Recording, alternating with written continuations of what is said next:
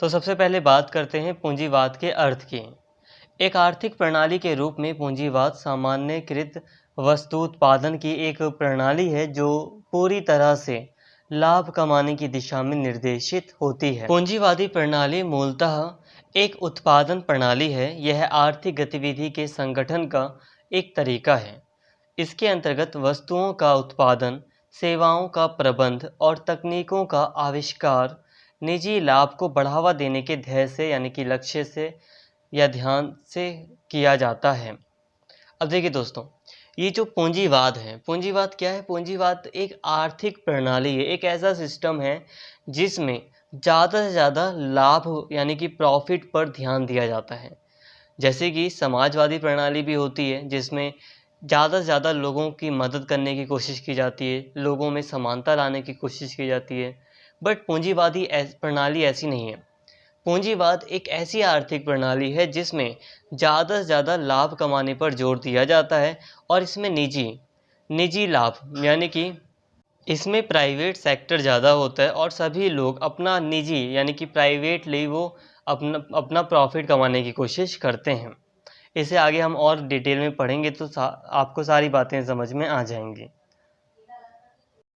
इसके साथ यह मान्यता जुड़ी हुई है कि भिन्न भिन्न व्यक्तियों के निजी लाभ का जोड़ सामाजिक लाभ के रूप में व्यक्त होता है, जो कि सामाजिक प्रगति की कुंजी है।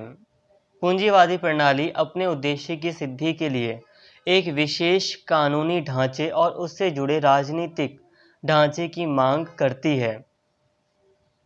अब इस व्यवस्था में ये मान्यता जुड़ी हुई है कि जब व्यक्ति अपना निजी लाभ कमाने लगते हैं यानी कि जब व्यक्ति अपना प्राइवेट उन्हें प्रॉफिट होने लगता है तो इससे पूरे समाज को फ़ायदा होता है, इससे पूरा सामाजिक लाभ होता है। ये मान्यता जुड़ी हुई है पूंजीवादी प्रणाली में और फिर इसी से मतलब जब व्यक्ति अपना लाभ कमाते हैं तो उससे जो समाज होता है वो प्रगति करता है, प्रोग्रेस करता है। ये मान्यता पूंजीवाद में जुड़ी हुई है। अब पूंजीवाद को हम इसकी कुछ विशेषताओं से काफ़ी अच्छे से समझ सकते हैं। इसकी कुछ विशेषताएं हैं, इसके कुछ लक्षण हैं जो इस तरह हैं। इसके द्वारा इन विशेषताओं के द्वारा हम पूंजीवादी प्रणाली को और भी अच्छे से समझ सकते हैं। पूंजीवाद की पहली विशेषता है कि पूंजीवाद औद्योगिक युग की देन है, अतः औद्योगिक दृष्टि से उन्नत देशों में ही पूंजीवादी प्रणाली स्थापित की जा सकती है। उद्योगों में बड़े बड़े संयंत्रों से बहुत सारे कामगारों की सहायता से बड़े पैमाने पर उत्पादन होता है और इसके लिए विशाल पूंजी के निवेश अर्थात धन लगाने की ज़रूरत होती है। अब देखिए दोस्तों, पूंजीवाद की पहली विशेषता ये है कि जो पूंजीवाद है वो औद्योगिक दृष्टि से जो संपन्न देश हैं, जो काफ़ी एडवांस कंट्रीज़ हैं जहाँ पे इंडस्ट्रियलाइजेशन हुआ है या जहाँ पे औद्योगिकीकरण ज़्यादा हो रहा है, वहाँ पर ही इस प्रणाली को स्थापित किया जा सकता है। अब जैसे कि जो विकासशील देश हैं, जो गरीब देश हैं, वहाँ पर ये प्रणाली सही फिट नहीं बैठेगी, वहाँ पर ये प्रणाली उतनी सक्सेस नहीं होगी। ये जो प्रणाली है ये पूंजीवाद प्रणाली है जहाँ पर पैसा ही पैसा सब कुछ होता है। तो औद्योगिक देश जहाँ पे बहुत ज़्यादा पूंजी है वो ही देश इस प्रणाली से अपना ज़्यादा फ़ायदा उठा सकते हैं। देखिए, पूंजीवादी प्रणाली में ज़्यादा से ज़्यादा इन्वेस्टमेंट की ज़रूरत पड़ती है, पूंजी के निवेश की ज़रूरत ज़्यादा होती है। तो विकासशील देशों वगैरह में या जो गरीब या छोटे देश हैं वहाँ पर तो इतनी पूंजी होती नहीं है। तो पूंजीवाद प्रणाली औद्योगिक देशों में ज़्यादा सफल होती है और वैसे भी जो पूंजीवाद है वो सही मायने में औद्योगिक युग का ही मतलब परिणाम है। जब औद्योगिक क्रांति हुई थी यूरोप में तो तभी से पूंजीवाद स्पष्ट रूप से स्पेशली यूरोप में फैला। इसकी दूसरी विशेषता है इसमें उत्पादन के प्रमुख साधनों, भूमि, उपकरणों, संयंत्रों और तकनीकों को निजी स्वामित्व का विषय माना जाता है। बहुत आसान विशेषता है कि देखो, जो उत्पादन के साधन होते हैं मीन्स ऑफ प्रोडक्शन, इसका मतलब होता है कि देश में जो उत्पादन हो रहे हैं, चाहे वो मशीनों का उत्पादन हो रहा हो, कृषि का उत्पादन हो रहा हो, उसके लिए कुछ साधन है। अब कृषि से जो अनाज का उत्पादन हो रहा है उसके लिए ज़मीनें चाहिए, मशीन किसी चीज़ का उत्पादन हो रहा है तो उसके लिए मशीन चाहिए। तो जो मशीन होती हैं, जो ज़मीन है, जो तकनीक है, टेक्नोलॉजी है, इनका जो स्वामित्व होता है, इनका जो ओनरशिप यानी कि जो इनके मालिक होते हैं वो होता है प्राइवेट सेक्टर। देखो, नॉर्मली चीज़ें सरकार के हाथ में होती हैं, बट जब पूंजीवाद स्थापित होता है, जब पूंजीवादी प्रणाली की हम बात करते हैं, तो ज़्यादातर जो चीज़ें होती हैं, जो उत्पादन के जो प्रमुख साधन होते हैं, वो प्राइवेट सेक्टर में होते हैं। इसके अलावा इसकी एक विशेषता है, पूंजीवाद की एक अन्य ये विशेषता है कि इसमें उत्पादन के प्रमुख साधनों के स्वामियों को यह अधिकार होता है कि वे अधिकतम लाभ अर्जित करने के उद्देश्य से अपनी आवश्यकता अनुसार जितने कामगार रखना चाहें रख सकते हैं या उन्हें हटा सकते हैं। कामगारों को भी अपनी योग्यता और निपुणता का अधिकतम पारिश्रमिक प्राप्त करने के लिए कहीं भी काम करने या छोड़ देने का अधिकार होता है। दूसरे शब्दों में, इस व्यवस्था के अंतर्गत सभी व्यक्तियों को आर्थिक गतिविधि की ओर प्रेरित करने के लिए द्रव्यात्मक प्रोत्साहन मतलब मटेरियल इंसेंटिव्स का विस्तृत प्रयोग किया जाता है। इस तरह अनुबंध की स्वतंत्रता पूंजीवादी प्रणाली की जरूरी शर्त है, लेकिन विशेष परिस्थितियों के लिए, जैसे कि विवश कामगारों के हितों की रक्षा के लिए, कुछ विशेष कानून बनाए जा सकते हैं। देखो दोस्तों, अब पूंजीवाद की एक बहुत बड़ी विशेषता है और इसे हम आज भी देख सकते हैं, अपने देश में भी देख सकते हैं कि अब पूंजीवाद की महत्वपूर्ण विशेषता ये है कि पूंजीवाद में जो स्वामित्व के मालिक होते, जो संपत्ति के मालिक होते हैं या जो उत्पादन के साधन हैं उसके जो मालिक होते हैं, कंपनियों के जो मालिक होते हैं, वो अपनी ज़रूरत के अकॉर्डिंग का वर्कर्स को अपने काम के लिए रख सकते हैं और जब चाहे उन्हें वो निकाल सकते हैं। सरकार कुछ भी नहीं करती। मतलब जितनी वर्कर्स की उन्हें ज़रूरत है, मान लो 100 वर्कर की ज़रूरत है तो वो 100 रख सकते हैं, कल को 50 वर्कर्स की ज़रूरत है तो वो 50 को निकाल भी सकते हैं। सरकार कुछ नहीं कहेगी, ये इस प्रणाली की विशेषता है। दूसरी तरफ वर्कर्स के पास भी ये अधिकार होता है, पूरी स्वतंत्रता होती है कि वर्कर्स चाहें तो अपने अलग पैसे की मांग कर सकते हैं और अगर उन्हें सही पैसा नहीं मिलता है तो वो नौकरी को छोड़ भी सकते हैं, और अगर उन्हें कहीं दूसरी जगह अच्छा पैसा मिल रहा है तो वो वहाँ नौकरी करने जा सकते हैं, कोई रोक टोक नहीं होती है। बट हाँ, यहाँ पर एक चीज़ है कि कई बार अब जो कामगार होते हैं उनकी स्वतंत्रता यानी उनकी हितों की रक्षा के लिए कुछ विशेष कानून बनाए जा सकते हैं। अब देखो, जो स्वास्थ्य का जो इशू है वो ज़्यादा इम्पॉर्टेंट है कि कामगारों के लिए जो साफ़ सफाई है वो होनी चाहिए कंपनियों में, तो इससे संबंधित कानून सरकार बनाती है। पूंजीवादी व्यवस्था में भी साफ़ सफाई हो गई, काम के घंटे हो गए, थोड़ा सा लिमिट रखती है कि आप अगर 8 घंटे से ज़्यादा काम ले रहे हो तो आप उसका एक्स्ट्रा पे करो, नहीं तो ये वर्कर्स के ऊपर डिपेंड करता है कि वो 8 घंटे से ऊपर काम करे या ना करे। तो इससे संबंधित कानून भी बनाती है सरकार। इसके साथ ही पूंजीवादी व्यवस्था की एक और विशेषता है कि उत्पादन के प्रमुख साधनों के स्वामियों को अपनी संपत्ति और अपने लाभ का मनचाहा उपयोग या व्ययन करने का अधिकार होता है। उन पर कर तो लगाए जा सकते हैं, लेकिन तर्क शून्य कराधान नहीं लगाया जा सकता। अतः संपत्ति का अधिकार पूंजीवादी प्रणाली की बुनियादी विशेषता है। अब पूंजीवादी प्रणाली की एक बहुत बड़ी विशेषता है कि संपत्ति का अधिकार बहुत ज़्यादा प्रभावी होता है। संपत्ति का अधिकार बहुत ज़्यादा प्रभावी होने का मतलब है कि जो स्वामी है, जो उत्पादन के प्रमुख साधनों के जो स्वामी हैं, जो कंपनी के मालिक वगैरह हैं, वो अपनी प्रॉपर्टी का कैसे भी उपयोग कर सकते हैं, उसको खर्च कर सकते हैं या उसे ज़्यादा प्रॉफिट कमा कर उसे और बढ़ा कर सकते हैं, कोई लिमिटेशन नहीं होती। और सरकार उतना ही टैक्स लगा सकती है जितना सही है। मतलब कोई फालतू का टैक्स सरकार जो बिना मतलब इररेलेवेंट टैक्स, जो तर्क शून्य टैक्स हो, वो सरकार नहीं लगा सकती। मतलब कहने का यही है कि संपत्ति के अधिकार को बहुत ज़्यादा इम्पोर्टेंस दी जाती है पूंजीवादी प्रणाली में। इसके अलावा एक प्रमुख विशेषता है, क्योंकि इसमें आर्थिक निर्णयन की प्रक्रिया अलग अलग उद्यमियों, उद्योगपतियों, व्यवसायियों और व्यापारियों के हाथों में रहती है, अतः यह प्रक्रिया अत्यंत विकेंद्रीकृत रहती है। इस प्रक्रिया में तालमेल स्थापित करने का कार्य बाजार तंत्र पर छोड़ दिया जाता है, जो मुक्त प्रतिस्पर्धा के सिद्धांत पर आधारित होती है। इस तरह पूंजीवादी प्रणाली के अंतर्गत उत्पादन के अलावा वितरण और विनिमय के साधन भी निजी स्वामित्व में रहते हैं।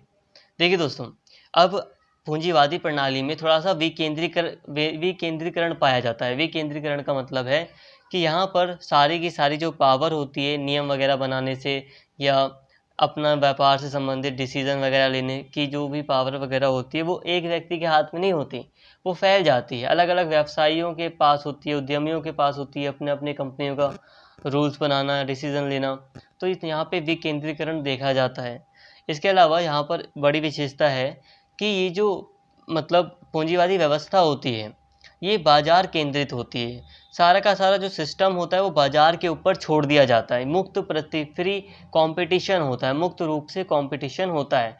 मतलब कोई भी कंपनी है जो ज़्यादा सामान बना रही है, सस्ता माल बेच रही है, वो चाहे तो आगे बढ़ सकती है, सरकार उसको नहीं रोकेगी। जैसे कि कई बार क्या होता था, जैसे आज़ादी के बाद भारत में क्या हुआ था कि फ्री कंपटीशन पर रोक थी। अब भारत में जो बाहर से जो विदेशी माल आ रहा था उसके आयात पर बहुत ज़्यादा शुल्क लगाया जाता था सरकार के द्वारा, ताकि जो घरेलू उद्योग हैं उनको संरक्षण दिया जा सके, कंपटीशन उतना ज़्यादा ना बढ़े। इसके अलावा जो प्राइवेट उद्योग भी थे तो उनको भी कहा जाता था कि आप एक लिमिट में ही अपने सामान का उत्पादन करोगे। बट फ्री कंपटीशन में ऐसा नहीं होता। कंपटीशन मार्केट बिल्कुल फ्री है और मार्केट के हिसाब से उतार चढ़ाव भी आता रहता है। तो फ्रेंड्स, यहाँ पर हमने पूंजीवादी प्रणाली को समझा और पूंजीवादी प्रणाली की सभी विशेषताओं के द्वारा अब हमने पूंजीवाद को पूरी तरह समझ लिया है। पूंजीवाद का क्या मतलब होता है ये आई होप आपको अभी तक समझ में आ गया होगा। यथार्थ जगत में यह जरूरी नहीं है कि किसी प्रणाली में ये सारी विशेषताएं ज्यों की त्यों पाई जाएं, अतः इनमें थोड़ा बहुत परिवर्तन या समायोजन संभव है। अब देखो दोस्तों, जो भी विशेषताएं मैंने आपको पूंजीवाद की बताई वो जरूरी नहीं कि हकीकत में पूरी तरह लागू होती हों। मतलब देखो दोस्तों, ये सारी विशेषताएं पूंजीवाद की हैं और ये लागू भी की जाती हैं, बट क्योंकि परिस्थितियां बदल रही हैं, समय बदल रहा है, तो समय के अकॉर्डिंग, परिस्थितियों के अकॉर्डिंग सभी देश जो जिन्होंने भी पूंजीवाद की व्यवस्था प्रणाली को अपनाया है वो इसमें परिवर्तन करते रहते हैं, इसकी विशेषताओं में थोड़ा बहुत परिवर्तन करते रहते हैं। जैसे कि अब इसकी एक विशेषता है कि अब जो मालिक होते हैं या जो कामगार होते हैं वो पूरी तरह स्वतंत्र होते हैं। कामगार चाहे तो छोड़ सकते हैं जॉब और मालिक चाहे तो उन्हें निकाल सकते हैं उनकी जॉब से। बट फिर भी उन्हें सरकार के द्वारा कई सारे संरक्षण, कामगारों को भी कई सारे संरक्षण दिए जाते हैं। अब कामगारों के लिए भी कई सारी व्यवस्थाएं की जाती हैं, जैसे कि काम के घंटे सरकार निश्चित करती है। सरकार निश्चित करती है कि जो कामगार है उसको स्वास्थ्य जैसी सुविधाएं मिले, स्वास्थ्य, स्वच्छता, सफाई जैसी जो सुविधाएं हैं वो उसे उस कंपनी में मिले, तो इससे संबंधित कानून बना देती है। और इसके अलावा कई बार जो पूंजीवादी सरकारें हैं वो कई सारी कल्याणकारी नीतियां भी ले आ रही हैं। अब ब्रिटेन की अगर हम बात करें तो ब्रिटेन या अमेरिका की बात करें, ये कैसे देश हैं? ये पक्के पूंजीवादी देश हैं, बट फिर भी आजकल यहाँ पर भी कल्याणकारी राज्य की बात की जाती है। अभी आपने द वर्ल्ड आफ्टर 1945 का अगर आपके पास सब्जेक्ट होगा लास्ट टाइम, तो आपने पढ़ा होगा कि किस तरह से ब्रिटेन में कल्याणकारी सरकार सामने आई थी। मतलब अब सरकार स्वास्थ्य सुविधाएं लोगों को प्रदान कर रही थी, अपनी तरफ से शिक्षा जैसी सुविधाएं दे रही थी। तो ये दर्शा रहा है कि ये जो विशेषताएं हैं वो हकीकत में ज़रूरी नहीं कि पूरी की पूरी लागू हो जाएं। समय के अकॉर्डिंग, परिस्थितियों के हिसाब से इसमें थोड़ा बहुत परिवर्तन भी किया जाता है। साधारणतः पूंजीवादी व्यवस्था के अंतर्गत उदार लोकतंत्रीय प्रणाली की संरचनाओं और प्रक्रियाओं को अपनाया जाता है, अतः इसमें नागरिक स्वतंत्रताओं को विशेष महत्व दिया जाता है। क्योंकि उदार लोकतंत्रीय प्रणाली ढांचे में सार्वजनिक नीति को लोकमत के अनुरूप ढालने की गुंजाइश रहती है, इसलिए यह ढांचा पूंजीवाद को कल्याणकारी राज्य या लोकतंत्रीय समाजवाद के रूप में भी ढाल सकता है, जिनमें सार्वजनिक सेवा के लक्ष्य को प्रमुखता दी जाती है। पूंजीवादी प्रणालियों के प्रमुख उदाहरण हैं संयुक्त राज्य America, great Britain, France, Germany, Sweden, Denmark, Norway, Austria, Belgium, Holland, Australia, New Zealand, Japan इत्यादि। तो इस कई सारे देश हैं जो पूंजीवाद के सबसे बड़े उदाहरण हैं। अब देखो दोस्तों, जो पूंजीवादी व्यवस्था है वो अत्यंत बहुत ज़्यादा उदार लोकतंत्रीय प्रणाली है। मतलब उदार लोकतंत्रीय प्रणाली में नागरिकों को बहुत ज़्यादा स्वतंत्रता दी जाती है। अब भारत की बात करें तो भारत में लोकतंत्र की जो विशेषताएं पाई जाती हैं वो एक तरह से उदार लोकतंत्री है, और पूंजीवादी जो व्यवस्था है उसमें लोकतंत्रीय प्रणाली पाई जाती है, वो भी उदार लोकतंत्रीय प्रणाली पाई जाती है। यहाँ पर ये साधारणता बात की जा रही है कि मतलब नॉर्मली अगर देखा जाए तो पूंजीवादी व्यवस्था में एक उदार लोकतंत्र देखा जाता है। उदार लोकतंत्र का मतलब है कि सभी लोगों को वोटिंग का अधिकार होता है, जो सभी नागरिक होते हैं उन्हें व्यक्तिगत स्वतंत्रता का अधिकार होता है, काफ़ी स्वतंत्रताएं दी जाती हैं। तो ये सारी विशेषताएं होती हैं। तो आई होप फ्रेंड्स यहाँ पर पूंजीवाद का टॉपिक आप पूरी तरह से आप समझ चुके होंगे। अब हम आगे बढ़ते हैं। देखिए दोस्तों, अब ये जो चैप्टर है आपका पूंजीवाद का, इसमें हमें कई सारे टॉपिक्स को पढ़ना है, जिससे वीडियो बहुत ज़्यादा लेंथी, बहुत ज़्यादा बड़ा हो जाएगा। बट अब मैं कोशिश कर रहा हूँ कि और भी शॉर्ट में आपको ये सारी बातें समझाने की कोशिश करूँ।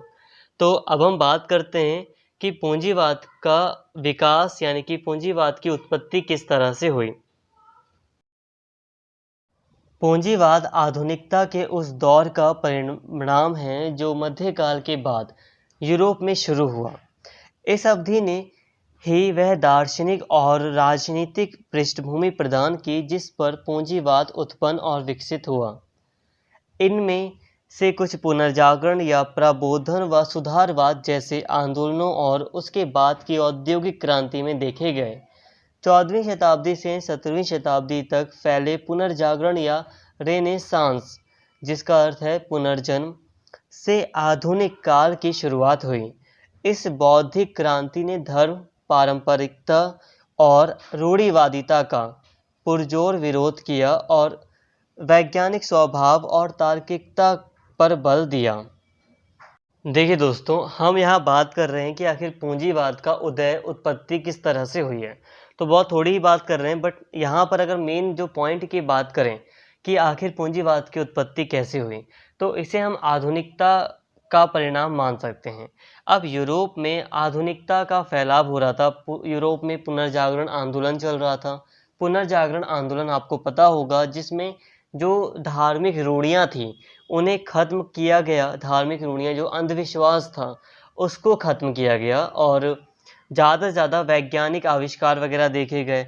लोग बौद्धिक रूप से काफ़ी सक्रिय हो गए। तो इन सभी चीज़ों के कारण एक सुधार आया। जो समाज था, समाज में जो भी रूढ़ियाँ वगैरह थी उसमें सुधार देखने को मिला और कई सारी वैज्ञानिक खोज वगैरह हुई, जिसके कारण यूरोप में आधुनिकता का विकास हुआ, मॉडर्निटी आई। अब उसी मॉडर्निटी में पूंजीवाद का विकास हुआ। तो ये मेन पॉइंट था इसका। बट वैसे नॉर्मली कहा जाता है कि पूंजीवाद तो बहुत लंबे समय से रहा है, अलग अलग रूपों में। अलग अलग रूपों का मतलब है कि जब इसे सरकार के द्वारा कोई संरक्षण नहीं था, व्यापारी वगैरह जब स्वयं निजी लाभ के लिए व्यापार करते थे या कृषि वगैरह की जा रही थी, तब भी पूंजीवाद था।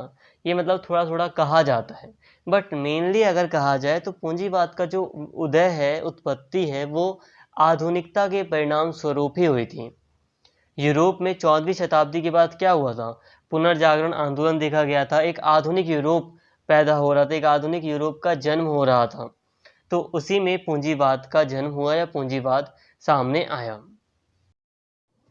इस प्रकार 16वीं सदी के यूरोप में ईसाई धर्म के सुधार के रूप में एक धार्मिक क्रांति हुई, जिसका समाज पर व्यापक सामाजिक, राजनीतिक और आर्थिक प्रभाव पड़ा।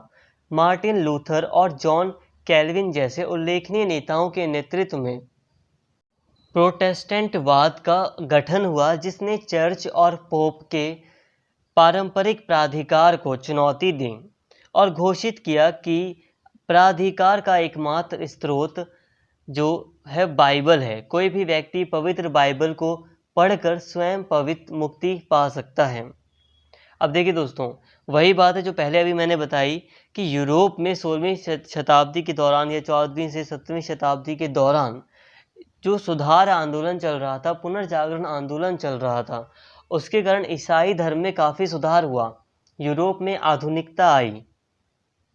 जो रूढ़िवादिता थी, रूढ़िवादिता मतलब जो पुराने विचार थे, बेकार जो परंपराएं थी, उनका दमन हुआ या वो खत्म हुई और जो एक इस जो विशेषाधिकार था जो चर्च और पोप का, उसमें बहुत कमी आ गई। अब चर्च और जो पोप था उसके अधिकारों को चुनौती दी जाने लगी। आगे चलकर वैज्ञानिक क्रांति आधुनिक विज्ञान के उदय और तकनीकी विकास में सहायक बनी, जिसने पूंजीवाद को आगे बढ़ाने तथा फैलाने में मदद किया। विज्ञान, तकनीकी और औषधि के क्षेत्र में मौलिक खोजों एवं विकासों ने ज्ञान प्राप्त करने और उसे उपयोग में लेने के तरीकों को बदल दिया। दोस्तों, कहने का मतलब यही है कि जो वैज्ञानिक खोजें हुई, जो एक आधुनिकता आई, जो मॉडर्निटी यूरोपीय समाज में आई, उसने यूरोप में पूंजीवाद को पनपने में काफ़ी मदद की। इसके अलावा यहाँ पर सामंतवाद का भी हाथ था। सामंतवाद के अंतर्गत ऐसी व्यवस्था धीरे धीरे पनपने लगी जो कि बाजार उन्मुख होने लगी। वैसे सामंतवाद बाजार उन्मुख अर्थव्यवस्था तो नहीं थी। इसमें एक समझ लो, एक तरह से एक मेन जो एक राजा हुआ करता था, जिसे पूरी संपत्ति का मालिक माना जाता था, और वो फिर अपने सामंत नियुक्त करता था, उन्हें अपनी ज़मीनें दे देता था और वो सामंत लाइक ज़मींदार की तरह शासन करते थे। तो ये सामंतवादी प्रथा थी, ये पूंजीवाद से अलग थी। बट फिर जैसे जैसे सामंतवादी प्रथा का मतलब पतन होना शुरू हुआ, जैसे जैसे ये सामंतवाद खत्म होता गया, वैसे वैसे पूंजीवाद आता गया। तो सामंतवादी व्यवस्था के पतन का भी एक कारण था कि पूंजीवाद यूरोप में देखा गया और फिर वो धीरे धीरे पूरे विश्व में फैलता है। तो यहाँ पर अभी हमने हल्की सी बात करी कि आखिर किस तरह से पूंजीवाद का उदय हुआ। देखिए दोस्तों, जो पूंजीवाद का उदय है आपको कहीं और नहीं मिलेगी। ये जो जानकारी मैंने आपको दी है, ये नॉर्मली आपको किसी दूसरी वेबसाइट या कहीं और आपको नहीं मिलेगी। ये आपका सिलेबस का हिस्सा था। तो आप अभी तक समझ गए होंगे नॉर्मली कि आखिर पूंजीवाद किस तरह से अस्तित्व में आया, किस तरह से पूंजीवाद का उदय हुआ। तो मेन कारण यही था कि यूरोप में जो पुनर्जागरण आंदोलन हो रहा था, सामंतवाद का पतन हो रहा था, वैज्ञानिक खोजें हो रही थी, तो उसके कारण पूंजीवाद सामने आया।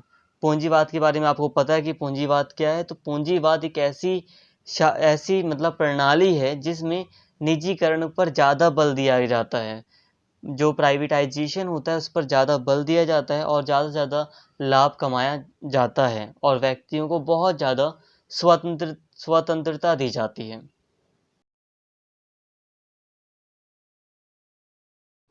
तो फ्रेंड्स, अब हम बात करते हैं कि पूंजीवाद का विस्तार कैसे हुआ, पूंजीवाद की विस्तार की कि आखिर पूंजीवाद का, जैसे कि अभी आपको बताया कि पूंजीवाद यूरोप में पनपा था। अब यूरोप से किस तरह से वो दूसरे देशों में एक प्रणाली के रूप में, एक सुविकसित प्रणाली के रूप में किस तरह से दूसरे देशों में फैलना शुरू हुआ, अब हम इसकी बात कर लेते हैं। बहुत ही बस जल्द पॉइंट पॉइंट में आपको समझाने की कोशिश करूँगा ताकि आप जल्दी समझ जाएं और हमारा टाइम भी बचे और आप बनाकर भी लिख दें। तो प्लीज़ ध्यान से सुनिए। देखिए, पहला है विस्तार का पूर्वी प्रतिस्पर्धी या फिर व्यापारिक चरण, जो कि 1500 से लेकर 1800 तक चला था। अब देखिए, ये एक पहला चरण है, इसे नाम दिया गया है व्यापारिक चरण, या इसे आप कह सकते हैं प्रतिस्पर्धा जो हो रही थी उस समय का चरण। अब यूरोप से कई सारे समुद्री मार्गों के द्वारा भारत आने की खोज की जा रही थी। न केवल भारत आने की खोज हो रही थी, बल्कि कई अन्य नए-नए देशों, नए-नए द्वीपों की खोज की जा रही थी। और भारत की खोज तो 1500 से पहले ही हो जाती है समुद्री रास्ते से। भारत तो पहले भी अस्तित्व में था, बट जो समुद्री रास्ता था वो मतलब यूरोप वासियों को पता नहीं था, तो वो रास्ता ढूंढ लेते हैं समुद्र से आने का। अब भारत की खोज हो गई थी। भारत के साथ साथ फिर अफ्रीका, फिर जो पूर्वी दक्षिण पूर्वी एशिया था, या जो और भी रीजन थे, जो यहाँ दक्षिण अमेरिका का रीजन कह सकते हो, तो इन सभी रीजन में अब व्यापार करना शुरू किया इन यूरोपियन कंट्रीज़ ने। यूरोपियन कंट्रीज़ जैसे कि ग्रेट ब्रिटेन हो गया, फ्रांस हो गया, या स्पेन हो गया, डेनमार्क हो गया, नीदरलैंड हो गया। तो अब ये सारी की सारी जो राज्य थे, ये स्टेट जो थे, मीन्स ये जो कंट्रीज़ थी, इन्होंने अब व्यापार करना शुरू किया। इससे हुआ ये, अब कंपटीशन बढ़ गया। तो पूंजीवाद का जो पहला चरण था फैलाव का, वो कंपटीशन के दौरान, जो व्यापारिक चरण है उसके दौरान इन देशों में फैलना शुरू हुआ।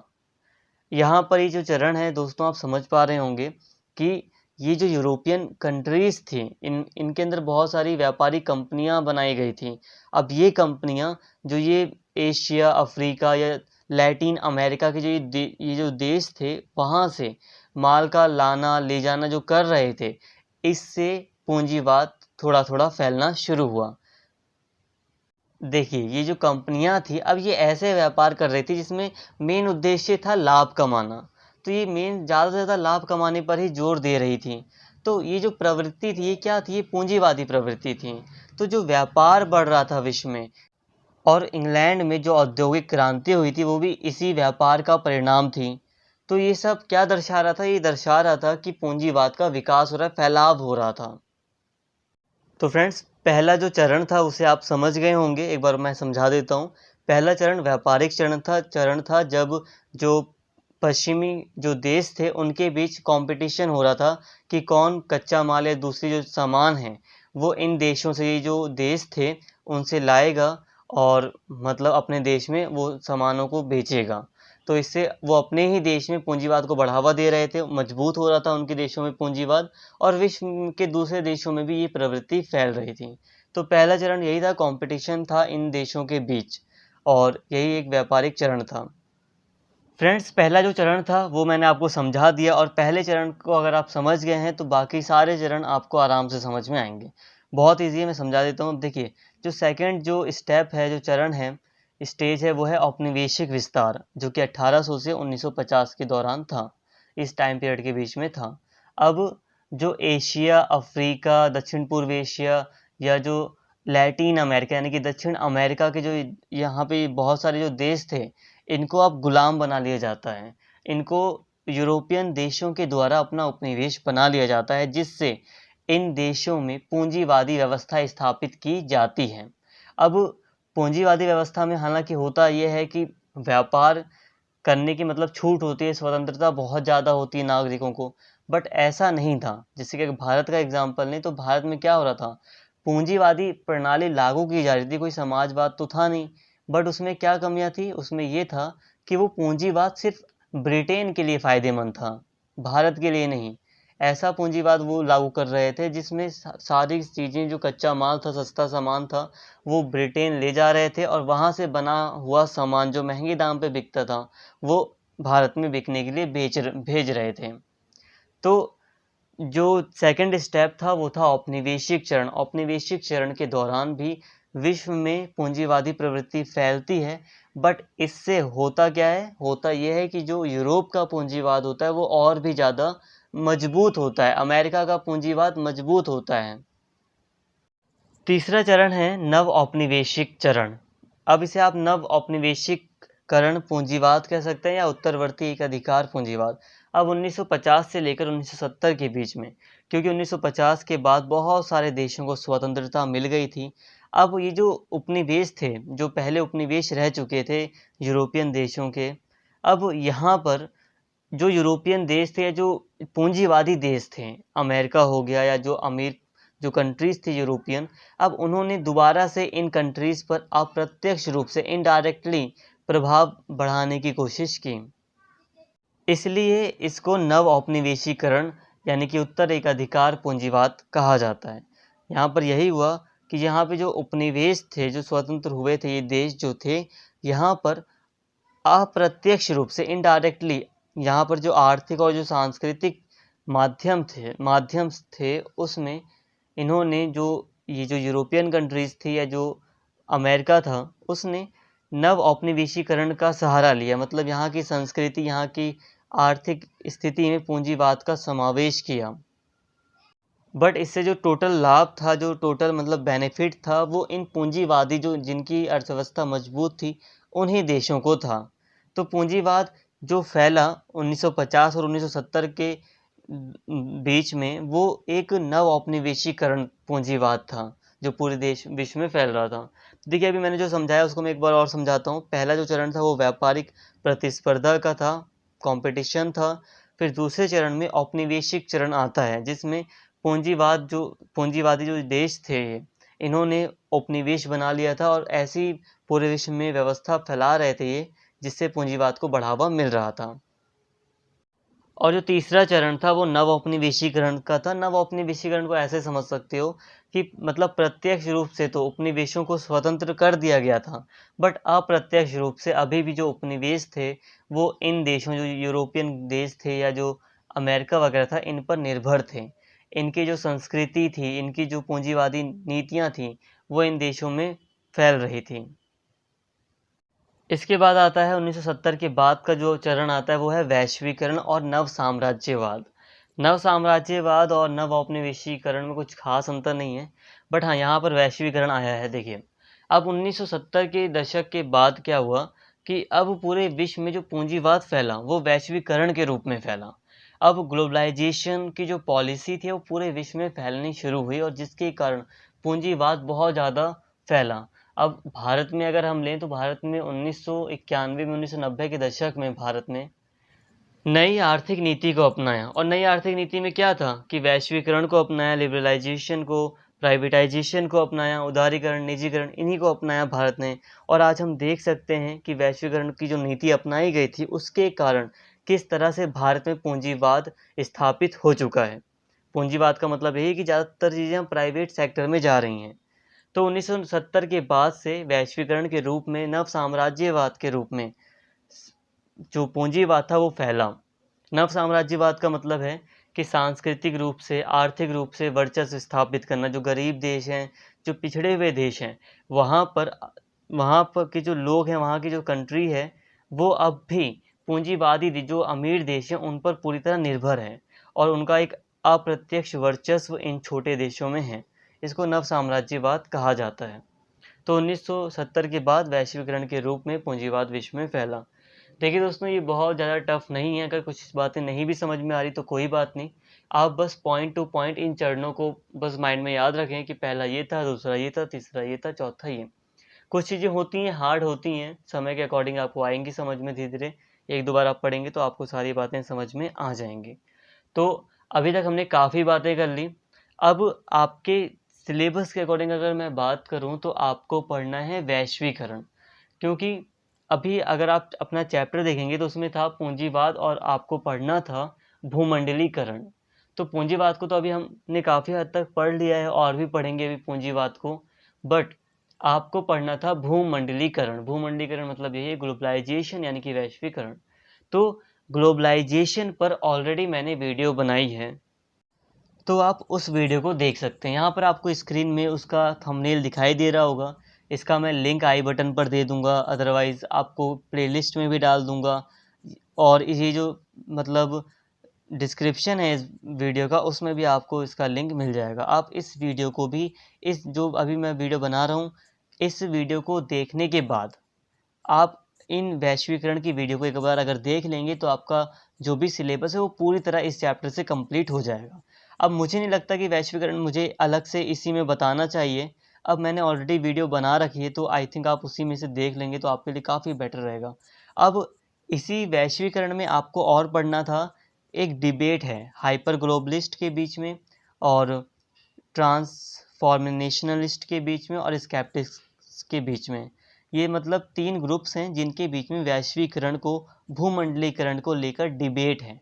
इस पर भी मैंने एक छोटी वीडियो बनाई है, आप देख सकते हैं। यहाँ पे आपको स्क्रीन पर वीडियो दिखाई दे रही होगी, इस वीडियो को आपको देखना है। मतलब आपको ये दोनों ही वीडियोस देखनी हैं अगर आप चाहते हैं कि आप मतलब वैश्वीकरण को समझ सकें तो।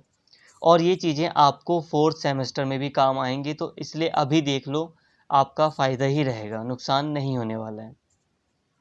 तो इस वीडियो को देखने के बाद इन 2 वीडियोस को एक बार आप देख लेना। आपको जो भी वैश्वीकरण या भूमंडलीकरण से संबंधित जो भी चीज़ें हैं वो आपको समझ में आ जाएंगी। तो दोस्तों, अब हम बात करते हैं वैश्वीकरण और पूंजीवाद की। वैश्वीकरण खासकर इसके आर्थिक पहलू को नव उदारवाद के फैलाव से जोड़कर देखा जाता है, जो पूंजीवादी व्यवस्था के सार में मौजूद है। वैश्वीकरण इस प्रकार 20वीं सदी में पूंजीवाद के विस्तार और इसके मार्ग के अवरोधों को दूर करने की प्रक्रिया से संबंधित है। देखिए दोस्तों, अभी वैश्वीकरण आप पढ़ लेंगे तो और भी चीज़ें आपको समझ में आएंगी, बट यहाँ पे थोड़ी बहुत बात वैश्वीकरण की गई है, मैं आपको बताता हूँ। देखो, वैश्वीकरण जिस हिसाब से फैला है उसने पूंजीवाद को बहुत ज़्यादा बढ़ावा दिया है। वैश्वीकरण में नव उदारवाद का विचार जुड़ा है। नव उदारवाद क्या था? नव उदारवाद वो विचारधारा थी जिसमें कहा जाता है कि सरकार को बाजार में यानी कि मार्केट में कम से कम हस्तक्षेप करना चाहिए। मतलब सरकारी चीज़ें कम होनी चाहिए, प्राइवेटाइजेशन ज़्यादा होना चाहिए। तो वैश्वीकरण में ऐसा विचार है, इसी कारण से 20वीं सदी के जो अंत में इस पे जो ये वैश्वीकरण देखा गया है, इसने पूंजीवाद का बहुत ज़्यादा विस्तार किया है। और जो अवरोध हैं पूंजीवाद के मतलब मार्ग में, जो रुकावटें थी, उसको इसने खत्म किया है। एंड्रयू हैवुड के अनुसार आर्थिक वैश्वीकरण और नवउदारवाद के बीच संबंध या जुड़ाव के कई कारण हैं। वैश्वीकरण पूंजी और बाजार के लिए तीव्र अंतर्राष्ट्रीय प्रतिस्पर्धा को प्रेरित करता है, जो देशों को अपनी अर्थव्यवस्थाओं को अविनियमित करने और अंतर्राष्ट्रीय निवेशों को आकर्षित करने हेतु करों को कम करने के लिए बाध्य करता है। देशों को नवउदारवाद की नीतियों को मानने के लिए आगे फिर से बाध्य किया जाता है। देखिए दोस्तों, अब यहाँ पर थोड़ा आर्थिक वैश्वीकरण के बारे में बताया जा रहा है कि देखिए, जो आर्थिक वैश्वीकरण है, नवउदारवाद की जो विचारधारा, दोनों संबंधित है। मतलब देखो, जैसे जैसे वैश्वीकरण यानी कि ग्लोबलाइजेशन हो रहा है, ग्लोबलाइजेशन का मतलब आपको पता होगा, ग्लोबलाइजेशन का मतलब है कि पूरा विश्व जो है वो एकजुट हो रहा है। जो विश्व में जो मतलब अवरोध थे एक जगह से दूसरी जगह आने जाने के, उसमें बहुत कमियां आ गई हैं। हम आसानी से यहाँ बैठे बैठे अमेरिका में क्या चल रहा है लाइव न्यूज़ देख सकते हैं। कोई भी घटना अगर अमेरिका में हो रही है तो यहाँ पर उसका प्रभाव पड़ता है। तो ये सब वैश्वीकरण बता रहा है, दर्शा रहा है। तो आर्थिक वैश्वीकरण हुआ है। आर्थिक वैश्वीकरण में जैसे कि मनी का ट्रांसफ़र बहुत ज़्यादा इजी हो गया है। एक देश से मनी ट्रांसफ़र दूसरे देश में बहुत आसानी से हो रहा है। मनी ट्रांसफ़र, लेबर ट्रांसफ़र बहुत इजीली हो रहा है। तो ये जो वैश्वीकरण है और ये जो नव उदारवाद की विचारधारा है, जो कहती है कि सरकार को कम से कम हस्तक्षेप करना चाहिए, तो इसके कारण तीव्र अंतर्राष्ट्रीय बाजार में मतलब तीव्र अंतर्राष्ट्रीय कंपटीशन हो रहा है। मतलब बहुत ही तेज़ी से इंटरनेशनल कंपटीशन बढ़ रहा है मार्केट में। और जो देश हैं जो चाहते हैं कि हम अपने उद्योगों में मतलब अपने देश में हम तरक्की लाएं, विदेशी मुद्रा लाएं या विदेशी निवेश को बढ़ावा दें, अब वो ये जो नीतियां हैं उदारवाद की, नव उदारवाद की जो नीतियां हैं, जो वैश्वीकरण की जो नीतियां हैं, पॉलिसीज़ हैं, उनको अपना रहे हैं। और कम से कम टैक्स मतलब कम से कम टैक्स लेने की बात कर रहे हैं, ताकि वो जो पूरे वर्ल्ड में जो कंपनी हैं उनको आकर्षित कर सकें। जो एमएनसीज़ वगैरह हैं, मल्टीनेशनल बहुराष्ट्रीय कंपनियां हैं, उनको आकर्षित कर सकें। अब भारत में भी ये जो नई आर्थिक नीति अपनाई गई थी, उसके अंतर्गत कई प्रावधान किए गए थे कि जो कंपनियां होंगी, विदेशी कंपनियां होंगी, उनसे 5 साल तक टैक्स नहीं लिया जाएगा। ऐसे सारे कई सारे मतलब प्रावधान किए गए थे ताकि विदेशी मुद्रा को बढ़ाया जा सके, विदेशी निवेश को बढ़ावा दिया जा सके। तो जो भी देश हैं वो बाध्य हो रहे हैं ताकि वो नव उदारवाद की नीतियों को अपनाएं। आपने वर्ल्ड बैंक का नाम सुना होगा, आईएमएफ का नाम सुना होगा। ये सारी की सारी पूंजीवादी संस्थाएं हैं। पूरे विश्व में पूंजीवाद को बढ़ावा देने में इनका एक बहुत बड़ा रोल है। जब आप मेरी जो वीडियोस मैंने बताई वैश्वीकरण को लेकर, मतलब भूमंडलीकरण को लेकर, उन वीडियोस को देख लेंगे तो आपको सारी बातें क्लियर हो जाएंगी। देखो, कोई ज़बरदस्ती नहीं है वीडियो देखना। जो नॉर्मली स्टडी कर रहा है, जो बच्चा मतलब पढ़ता ही नहीं है नॉर्मली, अब झूठ क्या बोलना, जो नहीं पढ़ता बस वो वीडियो देख रहा है, तो उसके लिए इन वीडियोस को देखना ज़रूरी नहीं है अलग से जो मैं बता रहा हूँ।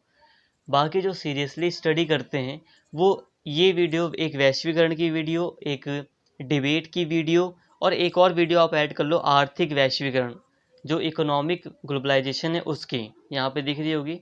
इस वीडियो को भी अगर आप देख लोगे तो आपका पूंजीवाद से संबंधित जो भी ग्लोबलाइजेशन है वो पूरा क्लियर हो जाएगा। उन बच्चों को मैं कह रहा हूँ, रिकमेंड कर रहा हूँ, जो सीरियसली स्टडी करना चाहते हैं, जिनको टॉपिक पूरी तरह समझना है। बाकी जिनको टॉपिक पूरी तरह नहीं समझना है उनके लिए ये वीडियो भी इनफ है। इतना जो मैंने बताया और ओरली जो मैंने बता दिया, ये सारी बातें भी उनके लिए काफ़ी होंगी। आई होप यहाँ तक आप मेरी बात समझ चुके होंगे। तो अभी हमने काफ़ी बातें करी, जैसे कि अभी हमने पूंजीवाद का विस्तार देखा, पूंजीवाद का विस्तार किस तरह से हुआ, फिर हमने देखा कि पूंजीवाद और वैश्वीकरण का संबंध कैसा रहा है। तो वैश्वीकरण ने पूंजीवाद को बहुत ज़्यादा बढ़ावा दिया है, ग्लोबलाइजेशन ने पूंजीवाद को बहुत ज़्यादा बढ़ावा दिया है। दोस्तों, अब हम बात करते हैं पूंजीवाद के प्रकार के टाइप्स ऑफ कैपिटलिज्म। देखिए दोस्तों, यहाँ पर हम एंड्रयू हैवॉर्ड के अकॉर्डिंग बात करेंगे कि पूंजीवाद के कितने प्रकार होते हैं। पूंजीवाद एक जटिल आर्थिक तंत्र है जिसमें कई विभिन्नताएं दिखती हैं, न केवल संकल्पना में बल्कि व्यवहार में भी। एंड्रयू हैवॉर्ड बताते हैं कि कई सामान्य लक्षण होने के बावजूद विभिन्न समाज अपने विशेष आर्थिक और राजनीतिक परिस्थितियों और अपने सांस्कृतिक तथा ऐतिहासिक विरासत के आधार पर पूंजीवाद का अपना अपना मॉडल तैयार कर लेते हैं। देखिए दोस्तों, सभी देशों में जो पूंजीवाद अपनाया जाता है वो थोड़ा अलग अलग होता है। सभी देश अपनी देश की परिस्थितियों के हिसाब से, अपने देश के सामाजिक और आर्थिक स्थिति के हिसाब से अपने यहाँ पर पूंजीवादी विशेषता यानी कि पूंजीवादी प्रणाली को लागू करते हैं। तो इसी कारण से देखा जाता है कि अमेरिका में जो पूंजीवाद होगा वो इंडिया के पूंजीवाद से थोड़ा अलग होगा। अब इंडिया में जो पूंजीवाद होगा वो हो सकता है कि किसी दूसरे देश के पूंजीवाद से अलग हो। तो मतलब कहने का ये है कि हर देश की परिस्थितियां अलग हैं, हर देश में आर्थिक स्थिति अलग है। तो उसके कारण पूंजीवाद में अलग अलग मॉडल्स देखने को मिलते हैं और यही मॉडल्स उसका एक प्रकार बन जाता है, एक टाइप्स बन जाता है। तो एंड्रयू हैवॉर्ड यही बता रहे हैं कि इसी कारण से, क्योंकि राजनीतिक और आर्थिक परिस्थितियां अलग हैं। अब चाइना की अगर बात करें तो चाइना में भी पूंजीवाद है, बट क्या वहाँ पर उतनी ज़्यादा स्वतंत्रता है नागरिकों को जितनी भारत या अमेरिका में है? तो नहीं है ना। तो वहाँ की राजनीतिक स्थिति अलग है। विशुद्ध पूंजीवादी व्यवस्था का विचार एक भ्रम है। पूंजीवादी अर्थव्यवस्था के किसी एक रूप को नहीं बल्कि विभिन्न प्रकार के आर्थिक रूपों को सृजित करता है। वे आधुनिक विश्व में 3 प्रकार के पूंजीवाद को स्वीकार करते हैं, जो हैं उद्यम पूंजीवाद, सामाजिक पूंजीवाद और राज्य पूंजीवाद। तो देखिए दोस्तों, सिर्फ कोई अगर प्योरली अगर देखा जाए तो सिर्फ एक कोई पूंजीवाद नहीं होता, पूंजीवाद के कई मॉडल्स होते हैं। तो एंड्रयू हैवॉर्ड यहाँ पर 3 तरह के मॉडल्स को स्वीकार करते हैं, जिसमें से पहला है उद्यम पूंजीवाद। तो सबसे पहले उद्यम पूंजीवाद को समझते हैं। उद्यम पूंजीवाद को व्यापक रूप से विशुद्ध पूंजीवाद कहा जाता है। इसे अमेरिकी व्यावसायिक प्रतिरूप के रूप में भी जाना जाता है। पूंजीवाद का यह रूप एडम स्मिथ और डेविड रिकार्डो जैसे क्लासिकल अर्थशास्त्री तथा मिल्टन फ्राइडमैन और फ्रेडरिक वोन हायक के विचारों पर आधारित है। अब देखिए दोस्तों, ये जो उद्यम पूंजीवाद है इसे मीन पूंजीवाद माना जाता है। विशुद्ध पूंजीवाद का मतलब है कि जो पूंजीवाद की प्रमुख विशेषताएं होती हैं वो उद्यम पूंजीवाद में पाई जाती हैं। इसे एक तरह से अमेरिका में जो पूंजीवाद पाया जाता है उसका पूरी तरह रूप माना जाता है उद्यम पूंजीवाद को। अब अमेरिका का रोल क्यों आया कि देखिए, अमेरिका ही तो पूंजीवाद का सबसे बड़ा समर्थक देश है आज के टाइम का। तो उद्यम पूंजीवाद को अमेरिकी व्यावसायिक प्रतिरूप भी माना जाता है। और जो पुराने जो बड़े अर्थशास्त्री रहे, एडम स्मिथ, डेविड रिकार्डो, ये जो उद्यम पूंजीवाद है उनमें इनके विचार पाए जाते हैं। इसके मूल में यानी कि उद्यम पूंजीवाद के मूल में मुक्त बाजार की प्रतिस्पर्धा में दृढ़ विश्वास है, जो मानता है कि बाजार एक आत्मनियमन प्रणाली यानी कि सेल्फ रेगुलेटिंग मैकेनिज्म है। उद्यम पूंजीवाद सार्वजनिक स्वामित्व को न्यूनतम रखता है और यह सुनिश्चित करता है कि कल्याणकारी प्रावधान मात्र एक सुरक्षा जाल के रूप में काम करें। देखिए दोस्तों, उद्यम पूंजीवाद की विशेषता है कि उद्यम पूंजीवाद में जो सामाजिक सिचुएशन होती है, मतलब सरकार के हाथ में जो भी चीज़ें होती हैं, बस सरकार से ये कहा जाता है कि सरकार का मेन काम सुरक्षा करना है, नागरिकों की रक्षा करना है, संपत्ति की रक्षा करना है, देख रेख करनी है, मतलब बाजार में दखल नहीं देना है। इसमें मुक्त प्रतिस्पर्धा यानी कि फ्री मार्केट कंपटीशन की बात होती है। किसमें? उद्यम पूंजीवाद में। इसमें ज़्यादा से ज़्यादा खुलापन होता है और ये मानता है कि जो मार्केट है वो अपने आप ही नियमित यानी कि रेगुलेट हो सकता है। मतलब सरकार को कोई भी हस्तक्षेप करने की ज़रूरत नहीं। जो मार्केट होता है वो अपने आप चल जाएगा। सरकार को हॉस्पिटल, स्कूल इन सब चीज़ें खोलने की ज़रूरत नहीं है। ये सारी चीज़ें भी मार्केट अपने आप कर लेगा, मतलब प्राइवेटाइजेशन ही अपने आप सारी चीज़ें कर लेगा। ये उद्यम पूंजीवाद मानता है और सरकार से ये उम्मीद करता है कि सरकार कम से कम कल्याणकारी नीति अपनाए। कल्याणकारी नीति मतलब यही है कि सरकार कम से कम सरकारी सेवाएं दे। व्यवसाय अनिवार्य रूप से लाभ के उद्देश्य से संचालित होते हैं, जहां उच्च उत्पादकता और श्रम के लचीलेपन लेबर फ्लेक्सिबिलिटी पर जोर देता है, जबकि ट्रेड यूनियन आमतौर पर कमज़ोर होते हैं। 1980 के दशक के बाद से आर्थिक वैश्वीकरण के फैलाव ने उद्यम पूंजीवाद को विश्व के दूसरे हिस्सों में विस्तार दिया है। अब देखिए दोस्तों, ये जो अब मैं टोटल समझाता हूँ आपको कि उद्यम पूंजीवाद क्या है। देखिए, उद्यम पूंजीवाद मेन पूंजीवाद माना जाता है। इसमें वो सारी विशेषताएं पाई जाती हैं, प्रमुख विशेषताएं जो पूंजीवाद की हैं, जैसे कि इसमें लेबर फ्लेक्सिबिलिटी पाई जाती है कि कंपनियों को ये अधिकार होता है कि वो जब चाहें लेबर्स को हटा सकती हैं। उद्यम पूंजीवाद मानता है कि सरकार को ना के बराबर हस्तक्षेप करना चाहिए और ज़्यादा से ज़्यादा प्राइवेटाइजेशन हो और बाजार जो हो वो मुक्त हो, स्वतंत्र हो पूरी तरह। बाजार अपने आप ही सारी चीज़ें रेगुलेट यानी कि नियमित कर लेगा। ये सारी चीज़ें उद्यम पूंजीवाद हैं। अब हम बात करते हैं दूसरे पूंजीवाद के प्रकार की, वो है सामाजिक पूंजीवाद। देखिए, उल्टा होगा। जो पहला वाला भी पूंजीवाद पढ़ा उसमें बहुत ज़्यादा स्वतंत्रता दी जा रही थी और ये सामाजिक पूंजीवाद है, थोड़ा उल्टा होगा। फ्रेडरिक लिस्ट जैसे अर्थशास्त्रियों के विचारों की देन है ये वाला पूंजीवाद, जो उदारवादी होने के बावजूद विदेशी प्रतिस्पर्धा की मुश्किलों से छोटे उद्योगों को बचाने के लिए राज्य द्वारा हस्तक्षेप किए जाने के पक्ष में थे। देखिए दोस्तों, सामाजिक पूंजीवाद जो है वो फ्रेडरिक लिस्ट जैसे अर्थशास्त्रियों के विचारों की देन है। ये जो सामाजिक पूंजीवाद है उसमें उदारवाद तो शामिल है, मतलब कि लिबरलाइजेशन होगा, सरकार ज़्यादा से ज़्यादा चीज़ों को प्राइवेट करेगी, मतलब ज़्यादा से ज़्यादा निजीकरण होगा, सरकार ज़्यादा से ज़्यादा उदारता दिखाएगी, मतलब नियंत्रण ज़्यादा नहीं लगाएगी, प्रतिबंध नहीं लगाएगी निजी उद्योगों पर। बट फिर भी इस सामाजिक पूंजीवाद में छोटे उद्योगों को संरक्षण देने के लिए राज्य के हस्तक्षेप का समर्थन किया गया है। मतलब यहाँ पर समर्थन किया गया है कि राज्य को छोटे उद्योगों की रक्षा के लिए हस्तक्षेप मार्केट में करना चाहिए। इस मॉडल के केंद्र में सामाजिक समरसता को एकजुटता के लिए बाजार की प्रतिस्पर्धा की सभी समझ को एक जगह लेकर आना है। यह विचार मुक्त बाजार के विपरीत सामाजिक बाजार की संकल्पना को जन्म देता है। एक सामाजिक बाजार के नियमों से चलता है, सरकार के हस्तक्षेप से काफ़ी हद तक मुक्त होता है और सामाजिक एकता के आदर्श को ध्यान में रखते हुए विस्तृत कल्याण प्रणाली और प्रभावी जन सेवाओं के हिसाब से संचालित होता है। देखिए दोस्तों, अब यहाँ पर ये जो सामाजिक पूंजीवाद है, इसमें थोड़ी सी ये चीज़ें ध्यान में रखी जाती हैं कि समाज का कल्याण हो। सरकार हस्तक्षेप काफ़ी हद तक मुक्त रखती है, बाजार को थोड़ा बहुत हस्तक्षेप करती है, ज़्यादा नहीं, बट फिर भी ध्यान दिया जाता है कि समाज में ज़्यादा अमीर और गरीब के बीच की खाई ज़्यादा ना बढ़े, तो सरकार थोड़ा बहुत हस्तक्षेप भी कर सकती है। पूंजीवाद के इस मॉडल की उत्पत्ति जर्मनी में हुई और यह यूरोप के कई पश्चिमी और मध्य भागों में पाया जाता है।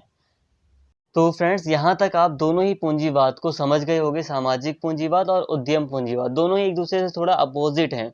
जहाँ एक तरफ उद्यम पूंजीवाद बहुत ज़्यादा स्वतंत्रता दे रहा है, तो वहीं सामाजिक पूंजीवाद थोड़ा सा हस्तक्षेप करने की बात कर रहा है कि राज्य को थोड़ा बहुत हस्तक्षेप करना चाहिए, थोड़ी सी दखल देनी चाहिए बाजार में, थोड़ा सार्वजनिक उद्योग थोड़े बहुत खोलने चाहिए, ये कह रहा है सामाजिक पूंजीवाद।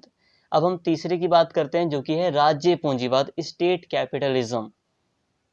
राज्य पूंजीवाद यानी कि स्टेट कैपिटलिज्म का संदर्भ वैसे पूंजीवादी अर्थव्यवस्थाओं से है जिसमें राज्य महत्वपूर्ण निर्देशात्मक भूमिका में होता है। यह पहले 1945 ईस्वी के बाद जापान में उभर कर आया और फिर इसे ईस्ट एशियाई टाइगर्स का मतलब क्या है?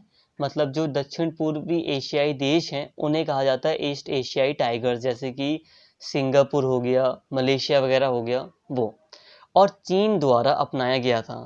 तो देखिए दोस्तों, राज्य पूंजीवाद वो प्रणाली है जिसमें राज्य एक इम्पॉर्टेंट रोल अदा करता है, जिसमें राज्य निर्देश देता है, राज्य नियम बनाता है अपने पूंजीवाद के, तो जिसमें राज्य का थोड़ा वर्चस्व ज़्यादा होता है। ये कहाँ पर था? चीन में, जापान में, और ये जो दक्षिण पूर्वी एशियाई देश मैंने बताए वहाँ पर। हालांकि अब जापान में इतना ये वाला राज्य पूंजीवाद नहीं होगा, अब तो जापान और भी ज़्यादा लिबरल हो चुका है, स्वतंत्रता वहाँ पे और भी ज़्यादा हो गई है, फ्रीडम। सामूहिक पूंजीवाद के नाम से प्रसिद्ध यह मॉडल व्यापारिक खिलाड़ियों के बीच सहयोगात्मक और दीर्घकालिक संबंधों पर जोर देता है। सामूहिक पूंजीवाद में कर्मचारी नियोक्ताओं के प्रति वफादार रहते हैं तथा कड़ी मेहनत करते हैं और बदले में उन्हें आजीवन रोजगार, पेंशन और सामाजिक संरक्षण देकर पुरस्कृत किया जाता है। टीम वर्क और सामूहिक पहचान के निर्माण पर ध्यान दिया जाता है और इसे प्रबंधकों तथा श्रमिकों के बीच अपेक्षाकृत कम आय असमानता रख कर बढ़ावा दिया जाता है। देखो दोस्तों, राज्य पूंजीवाद को सामूहिक पूंजीवाद भी कहा जाता है। राज्य पूंजीवाद में जो राज्य होता है यानी कि सरकार या स्टेट होती है, वो अपने पूंजीवाद को निर्देशित करती है कि ऐसा पूंजीवाद ही हमारे देश में टिकेगा। ठीक है, अब इसमें कई बातों पर ध्यान दिया जाता है, जैसे कि कर्मचारियों की नियुक्ति पर काफ़ी ध्यान दिया जाता है। जैसे कि उद्यम पूंजीवाद में क्या था कि कंपनियां जब चाहें कर्मचारियों को निकाल सकती थी, तो ऐसा यहाँ पर नहीं होता। यहाँ पर थोड़ा सा नियंत्रण लगा रहता है सरकार का। यहाँ पर श्रमिकों को काफ़ी सुरक्षा दी जाती है, जिससे श्रमिक काफ़ी ज़्यादा मेहनत करते हैं और श्रमिकों की मेहनत के बदले में उन्हें मतलब पेंशन या जो भी संरक्षण होता है सामाजिक, वो उन्हें दिया जाता है। टीम वर्क वगैरह पे ज़्यादा फोकस किया जाता है। तो दोस्तों, यहाँ पर हमने मेनली समझ लिए तीनों के तीनों पूंजीवाद को हमने यहाँ पर अच्छे से समझ लिया, और आई होप ये तीनों आपको समझ में आ गया होगा।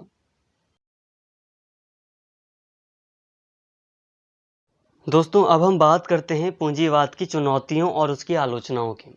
कई बार एग्जाम में क्वेश्चन आता है कि वर्तमान समय में पूंजीवाद की क्या चुनौतियां रही हैं या क्या उसकी आलोचनाएं हैं, उसका वर्णन कीजिए। क्वेश्चन डायरेक्ट नहीं आता, बट क्वेश्चन में दो पार्ट होते हैं। पहले पूछ लिया जाता है कि पूंजीवाद क्या है या पूंजीवाद की विशेषताएं वगैरह कुछ भी पूछ सकता है, फिर आपको वो कहेगा कि पूंजीवाद की चुनौतियों का भी वर्णन करें। तो इसलिए चुनौतियों को भी पढ़ना जरूरी है। ज़्यादा चुनौतियां नहीं हैं, बट थोड़ी बहुत जो भी चुनौतियां मिल रही हैं पूंजीवाद को, वो आप देख लें। भले ही 20वीं सदी में पूंजीवाद प्रमुख आर्थिक प्रणाली के रूप में उभरा, परंतु इसमें कई अंतर्निहित कमियां हैं जिन्होंने चिंतकों की तीखी आलोचनाओं को आमंत्रित किया है। कई विद्वानों ने उत्पादन के प्रतिद्वंद्वी पद्धतियों, खास तौर पर समाजवाद के ऊपर इसके तथाकथित जीत, जैसा कि फ्रांसिस फुकुयामा द्वारा प्रस्तावित एंड ऑफ हिस्ट्री थीसिस में बताया गया है, को चुनौती दी गई है। देखिए दोस्तों, जो एक मतलब फ्रांसिस फुकुयामा हैं, तो उन्होंने अपनी बुक में या बहुत सारे विद्वानों ने ये माना है कि पूंजीवाद समाजवाद से हारा है। पूंजीवाद को समाजवाद से एक बहुत अच्छी चुनौती मिली है, क्योंकि बहुत सारे विद्वानों का मानना है कि पूंजीवाद में कई सारी कमियां हैं। तो ऐसा माना जाता है कि पूंजीवाद को काफ़ी हद तक समाजवाद ने मतलब बहुत बड़ी चुनौती दी है, या उस पे जीत हासिल करने की कोशिश या जीत हासिल की है। ऐसा किस संदर्भ में, किस कॉन्टेक्स्ट में कहा जा रहा है, तो इसका एक मतलब कारण हो सकता है कि अगर हम 1990 से पहले देख लें, तो ये काफ़ी हद तक मतलब बहुत ज़्यादा अच्छी चुनौती समाजवाद पूंजीवाद को दे रहा था। ये तो हम मानते हैं, जब यूएसएसआर था तो। हालांकि अब तो पूंजीवाद ही पूंजीवाद है, बट फिर भी ये एक इस कॉन्टेक्स्ट में कहा जा रहा है कि देखो, अब जो ब्रिटेन की सरकार हो गई, वो तो पूरी तरह पूंजीवादी की सरकार थी। ब्रिटेन तो पूंजीवाद ही रहा है शुरू से ही, बहुत लंबे समय से। बट आखिर वहाँ क्यों कल्याणकारी नीतियाँ, समाजवादी नीतियाँ अपनाई जा रही हैं? तो इसके पीछे क्या कारण है? कि समाजवाद ने काफ़ी हद तक पूंजीवाद को चुनौती दी है, और इससे समझ में भी आ रहा है सरकार को, जैसे सरकार पूरी तरह पूंजीवाद नहीं कर रही है। हालांकि वो कितना सक्सेस समाजवाद हो पाया है या नहीं हो पाया वो मैं एंड में बताऊंगा, बट यहाँ पर अभी बात की मैंने कि हाँ, पूंजीवाद को चुनौती समाजवाद से मिल रही है, जो कई विद्वानों का मानना है। पूंजीवाद को सबसे प्रमुख और वास्तविक चुनौतियों में से एक मार्क्स और उनके बाद के मार्क्सवादी विचारकों द्वारा दिया गया। उन्होंने इसे पूंजीपति वर्ग द्वारा विशेष तौर पर मजदूरों के शोषण और अधिशेष मूल्य के समायोजन के रूप में देखा। पूंजीवाद श्रम को बाजार में बेची और खरीदी जाने वाली वस्तु बनाकर रख देता है।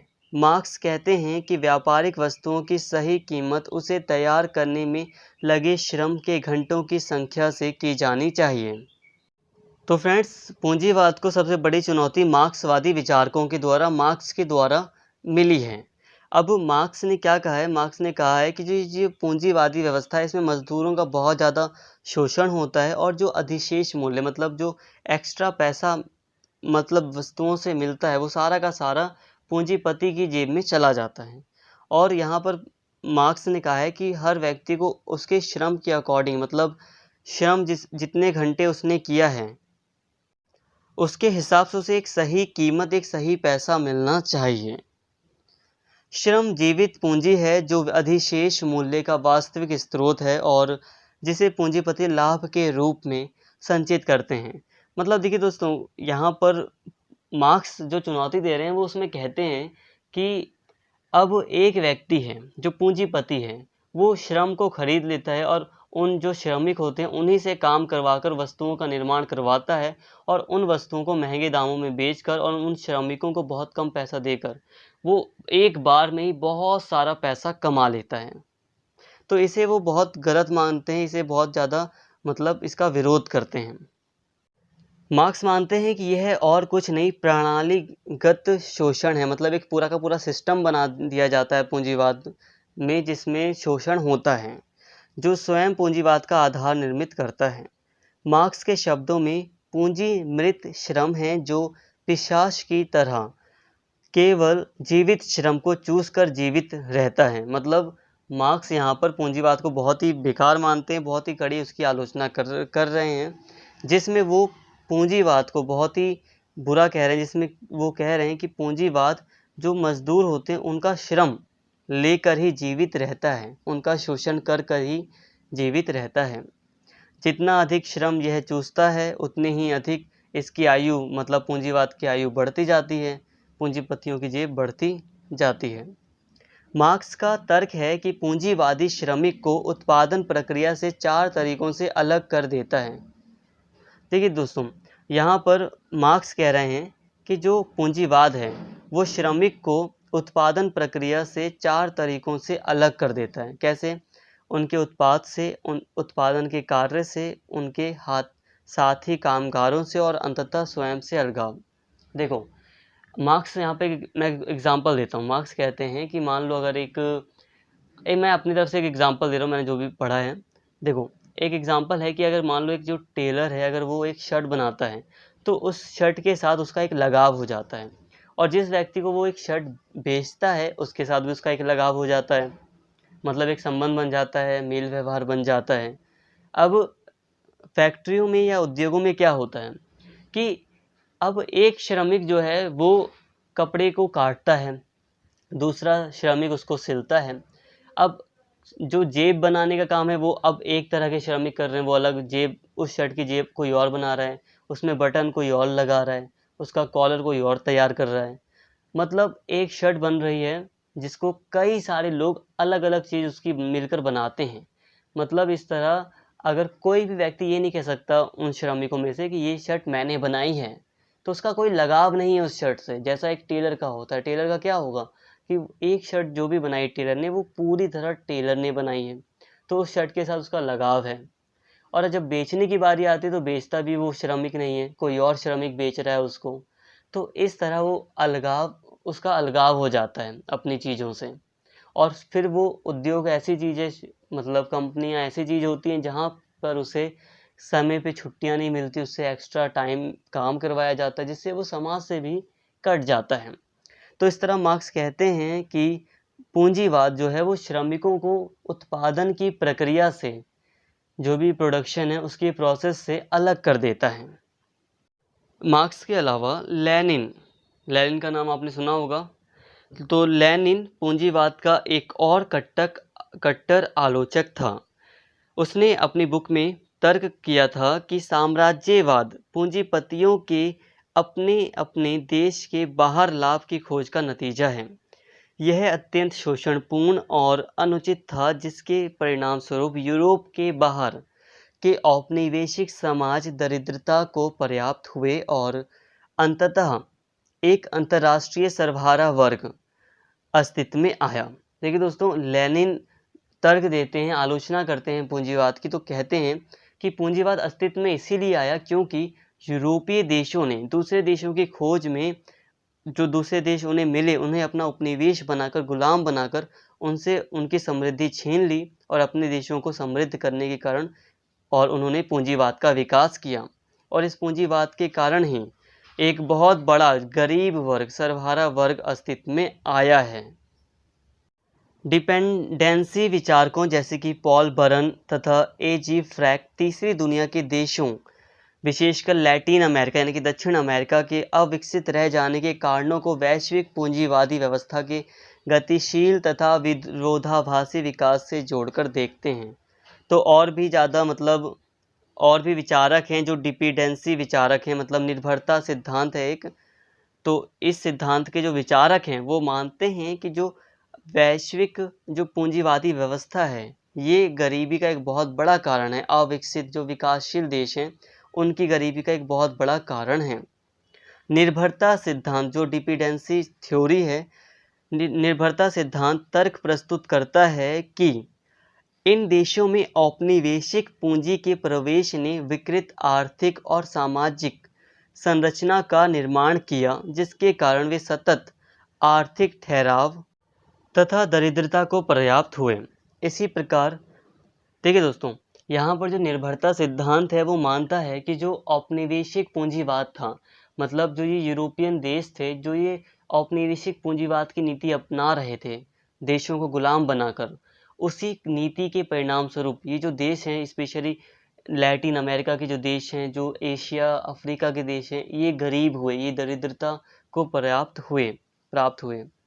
इसी प्रकार इम्मानुएल वॉलस्टीन का वर्ल्ड सिस्टम थ्योरी दुनिया का विभाजन 3 स्तरीय पदानुक्रम में प्रस्तुत करता है, कोर, परिधि और अर्ध परिधि, जहां अर्ध परिधि और परिधि पूंजी संचय के केंद्र यानी कोर के साथ एक असमान तथा शोषणपूर्ण प्रणालीगत संबंधों में बंद हैं।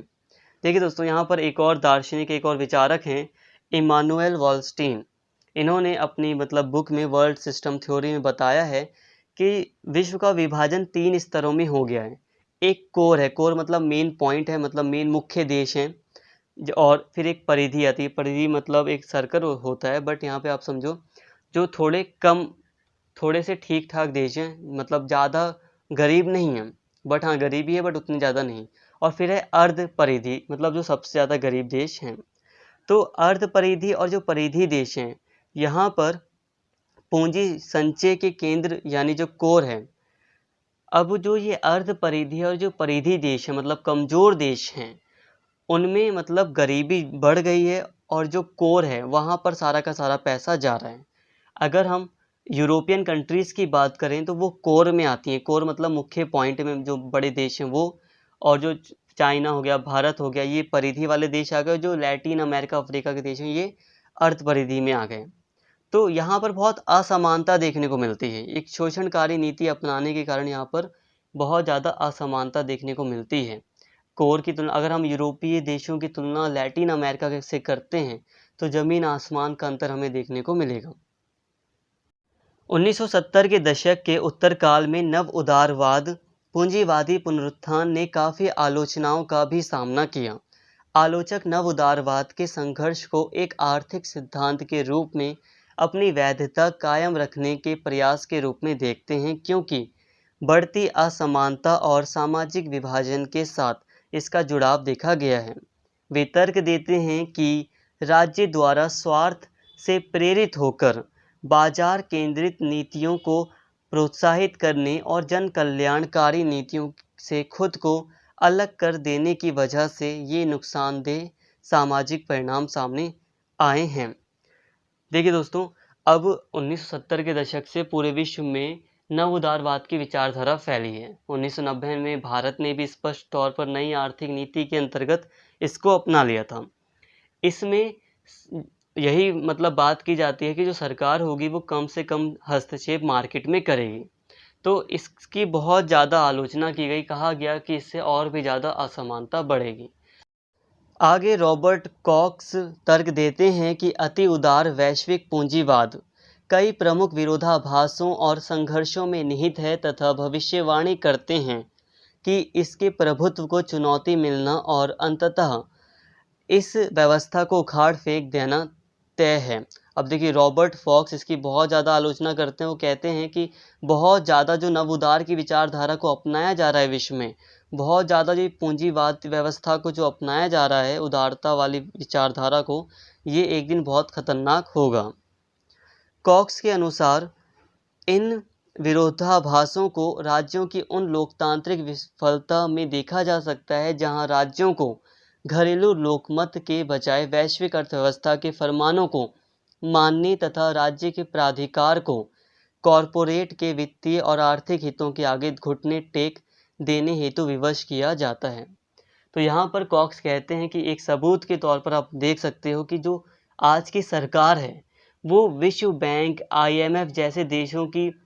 IMF और विश्व बैंक जैसी संस्थाओं की नीतियों को मानने के लिए बाध्य है। मतलब सरकार के ऊपर ये जो बड़ी बड़ी संस्थाएं हैं वो दबाव बना देती हैं कि आप हमारी नीतियों को अपनाएं। तो ये एक सबूत के तौर पर कॉक्स दिखाते हैं कि जो विकासशील देशों की जो सरकारें हैं तो उन पर बहुत ज़्यादा दबाव बन जाता है कि वो इन पूंजीवादी व्यवस्थाओं को अपनाएं। और बहुत सारे एक्टर्स हैं जो नॉन स्टेट एक्टर्स हैं, मतलब कि बहुत सारी संस्थाएं हैं पूंजीवाद की जो कि दबाव डालती हैं। तो फ्रेंड्स, यहाँ पर हमने देखा पूंजीवाद को किस तरह से विश्व में चुनौती मिल रही है और इससे कई बार एग्ज़ाम में क्वेश्चन आता है।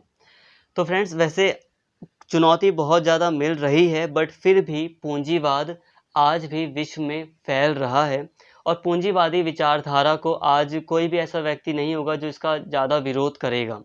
नॉर्मली अगर हम भारत जैसे देश में भी देखें तो पूंजीवाद का कुछ खास विरोध नहीं होता। कई सारी चीज़ों का प्राइवेटाइजेशन किया जा रहा है, बट उतना ज़्यादा विरोध देखने को नहीं मिलता जितना मिलना चाहिए। बट इससे हमें एक चीज़ पता चलती है कि पूंजीवाद की विचारधारा को सभी लोग स्वीकार कर रहे हैं। मैक्सिमम लोग पूंजीवाद का समर्थन करने को तैयार हैं। तभी तो आप देखिए, नॉर्मली आप कहीं भी देखेंगे, अगर प्राइवेटाइजेशन एक धीरे धीरे हो रहा है तो कोई भी इसका विरोध नहीं कर रहा। वो धीरे धीरे जो प्राइवेटाइजेशन हो रहा है वो एक दिन काफ़ी हद तक बढ़ जाएगा आगे, बट इसका कुछ खास विरोध देखने को नहीं मिल रहा कि और कोई भी नहीं चाहे कि पूरी तरह समाजवादी व्यवस्था लागू हो। हाँ, ये है कि कल्याणकारी राज्य के लिए लोग आज भी चाहते हैं कि कल्याणकारी राज्य होना चाहिए। तो फ्रेंड्स, वैसे आप काफ़ी हद तक पूंजीवादी व्यवस्था को समझ गए होंगे। हमने सारी बातें कर ली।